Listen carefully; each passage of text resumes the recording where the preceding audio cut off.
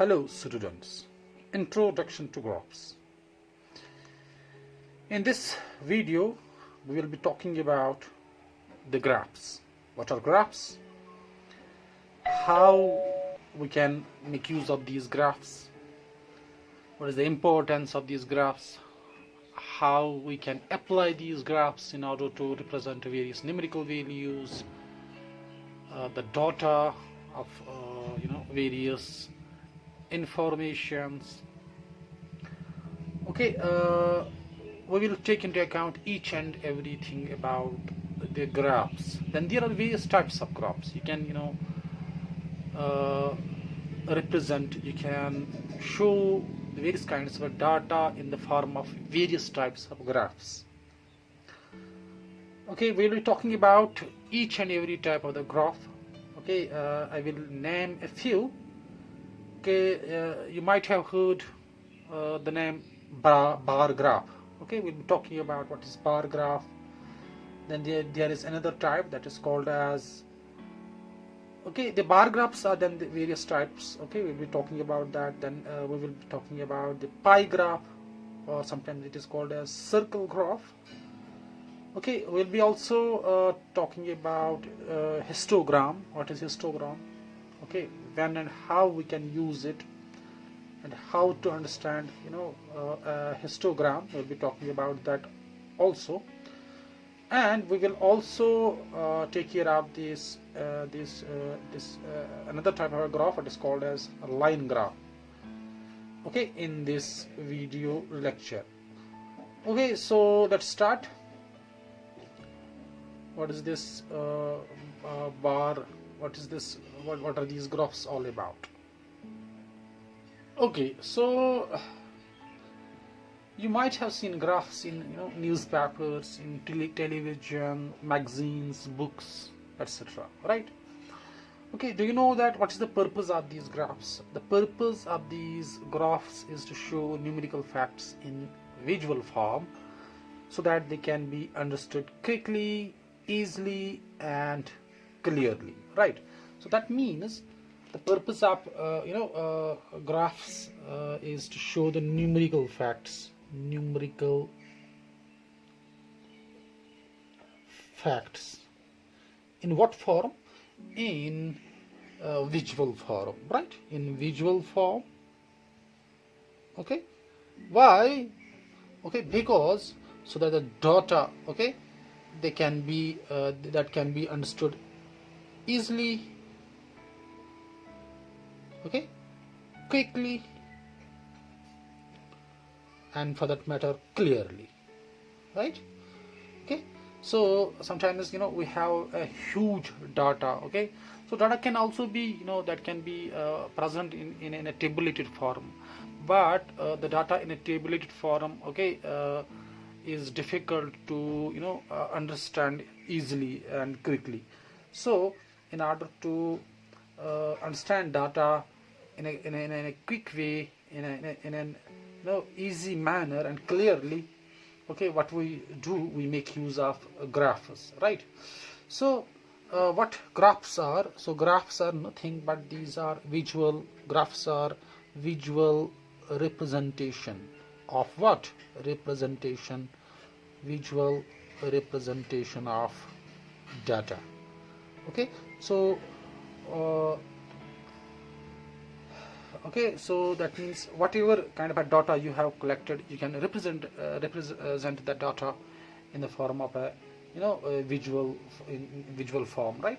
So that is called as a that's called as a graph, right? Okay, so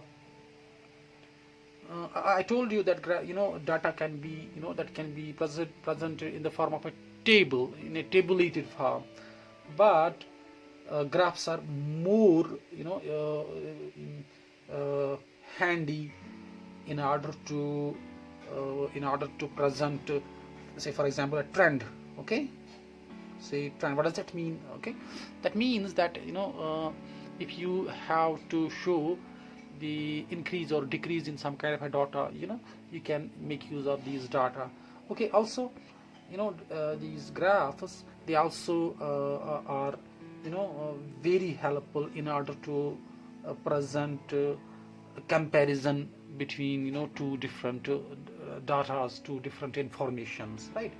So this is all about the introduction about the graphs.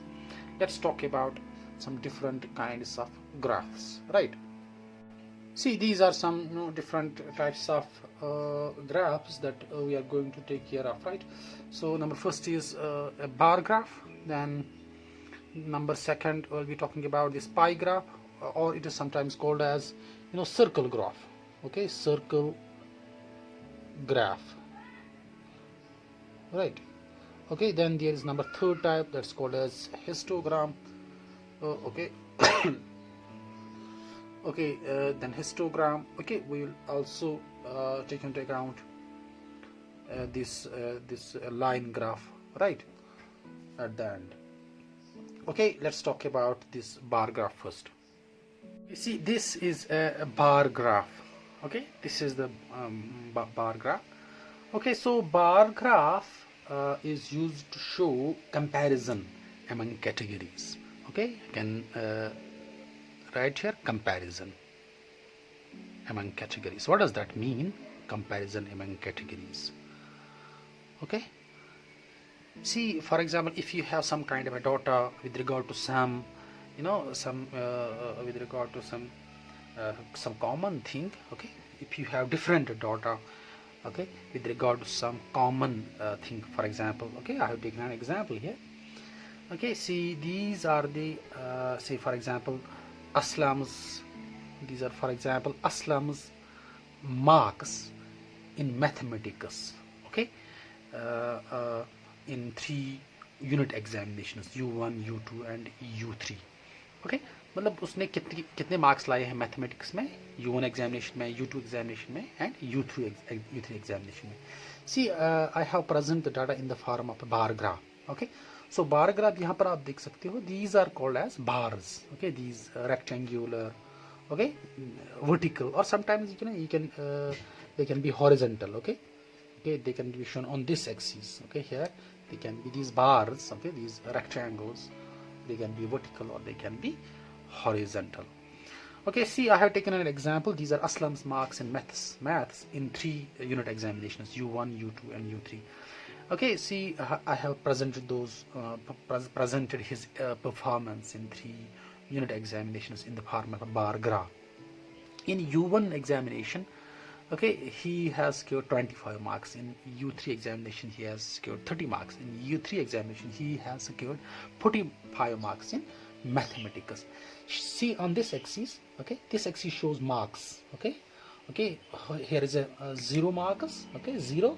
Okay, then 1 2 3 4 5 so 10. Okay, then 20 30 40. Okay, in between 10 and 20 there is 11 12 13 14 15. Okay, here it will be 15 marks. Okay, here it will 25 marks. Here it will be 35 marks. Okay, here 45 marks, then 50 marks. Okay, 55 60 marks, right? Okay, so this axis, okay, shows the marks in mathematics, and this axis shows 3 unit examinations, U1 U2 and U3. Okay, you can see here, okay, Aslam has secured he has secured 25 marks in mathematics in U1 examination. So I have made a rectangular bar, okay, which extends up to 25. Okay, you can see here which extends up to 25. Okay, this is, see, 25. Okay, then he has, in U2 examination, he has secured 30 marks. Okay, see here, he has secured 30 marks. Okay, and in U3 examination he has secured 45 marks, right? 45 marks. Okay, so this shows that there is an increase in securing the marks. Okay, you get this increase. Okay, so in 25 in U1 examination, in 30 in U2 examination, 40. Okay, so there is an increase. Okay, so that means this bar graph, it gives you the comparison among U1 U2 U3 and examination. Okay, so far as the marks in mathematics are concerned, right? So this is a bar graph. Sometimes what happens, okay, this bar graph, sometimes it has double bars. Okay, so let's try to understand that. See, okay, this is again a bar graph. Okay, you can see the difference here. You can see there are double bars. Okay, here in U1 examination, for example, okay, there are double bars at each this unit examination, right? So there are double bars. Okay, this also shows this also helps in comparison among categories. For example, this okay, I have taken the example of, for example, okay, Aslam's marks and Zubair's marks. Say for example, Aslam's and Zubair's marks. Okay, so Aslam's marks are shown in black. Okay, they are shown in black. Okay, and Zubair's marks are shown in red. Okay, red bars. Okay, now you can compare the which one has secured more marks in which unit examination, and whose performance is best overall, right? You can, with the help of this bar graph, see in U1 examination. Okay, this black shows this is the mark secured by Aslam. He has secured 35 marks, right? He has secured 25 marks. Okay, but in U1 examination, Zubair has secured some 33 marks. Okay, 30, say for example 33 marks. Okay, so this bar graph lies somewhere here, so say for example 34 marks, right? Okay, then in U2 examination, Aslam has secured 30 marks, but in U2 examination, Zubair has secured some 25 marks, right? 25 marks. Okay, so these two, this shows that here although this Aslam's performance is better than Zubair in U2 examination. Here the performance of Zubair was better than, but in this the Aslam's performance is better than Zubair. But there is one more information, that Aslam's performance, okay, that's getting better, because in U1 examination he has here 25 marks, in U2 30 marks, so that means increase in marks. So this shows that the performance of this Aslam is getting better. But Zubair's performance, okay, see, he has secured 35 marks in U1 examination, but in U2 examination he has only secured 25 marks. So that means his performance, Zubair's performance, getting worse. Okay, in U3 examination you can see here, okay, these Aslam's marks, he has secured some 45 marks. Okay, 45 marks in maths, and this Zubair has secured some 50 marks in. Okay, you can see here, in here again the performance of Zubair's performance is better than this Aslam's performance. Okay, and he has improved. Zubair has improved if we take into account the U1 and U2 examinations. Okay, although Aslam's performance is also improving. Okay, but this Zubair has improved a lot. Okay, he has got 50 marks in the examination. Okay, meaning that this bar graph helps us in understanding the comparison. Okay, it helps us to represent the for example data in comparison, right? Okay, so let's move to another type of bar graph, another type of graph, what is called as pie graph or circle graph. Okay, see, this is a pie graph, or sometimes it's also called as circle graph, right? This is also called as circle graph. See, this circle graph helps us to compare parts of a whole. What does that mean? Okay, I will take an example. For example, you are a school secretary, and your headmaster, principal asked you to give me a data of students, okay, who are having the proper uniform, and who do not have the uniform properly, okay, who are not properly dressed in a uniform, and you made a pie graph, okay, and presented it before your principal. See, I have made here one for for the reference. See, this is a pie graph.